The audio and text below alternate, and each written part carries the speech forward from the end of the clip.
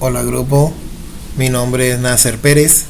Este video lo hice para mostrar la simulación del interruptor crepuscular que he solicitado en la guía de la fase 1 del curso de electrónica análoga. Aquí podemos ver el interruptor crepuscular montado en Proteus. Aquí podemos ver el generador de la alimentación eléctrica, es decir, de la red, la energía eléctrica de la red doméstica, que en este caso estamos usando 120 voltios. Yo tengo aquí configurado una amplitud de 169.7 voltios, ya que es la corriente, es el voltaje pico. Lo que uno debe ingresar aquí es 120 entre 0.707 y eso nos da el voltaje pico que debemos ingresar acá. La frecuencia obviamente son 60 Hz, eso sí ya lo conocemos. También ya hemos calculado, los compañeros del grupo hemos calculado la resistencia Zener, que es de 50 ohmios. A mí me tocó calcular el capacitor de filtro de rizado, que es de 1700 microfaradios. Se calculó con un amperaje, una carga del sistema de 90 miliamperios, como recomendó el profesor en la web conferencia, que básicamente sería como el consumo de la bobina del relé, que es lo que más consume en el sistema. También la resistencia del diodo se calculó en 130 ohmios. Y también tenemos configurado el primario del transformador en 177.7, que se calculó con la fórmula que nos explicó el profesor en la web conferencia, entre el voltaje del primario y el voltaje del secundario, y ahí se calcula la inductancia del primario del transformador.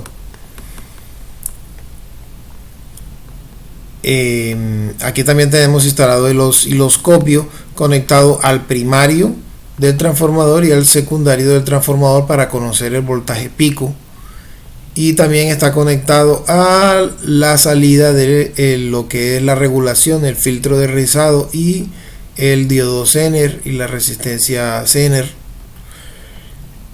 El resto del circuito está hecho acorde a lo que solicita la guía. Así que vamos a simular para ver cómo se comporta el circuito.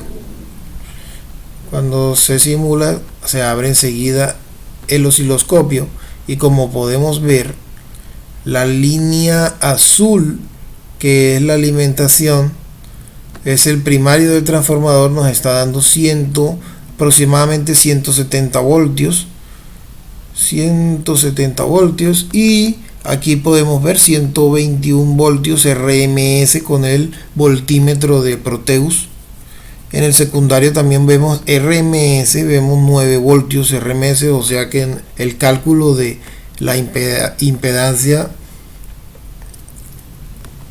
del primario del transformador está correcta, porque nos dio 9 voltios de salida. Y pico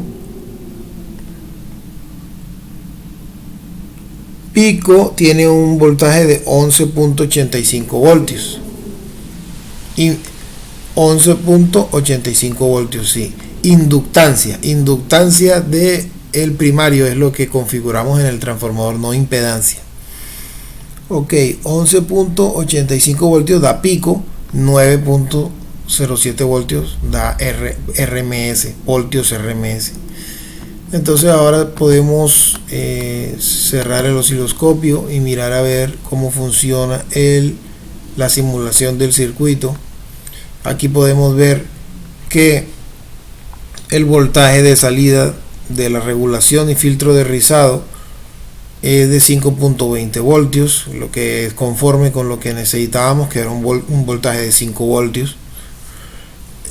Vamos a aumentar la incidencia de luz en la LDR poco a poco, y podemos evidenciar que aumenta el voltaje poco a poco de base del transistor.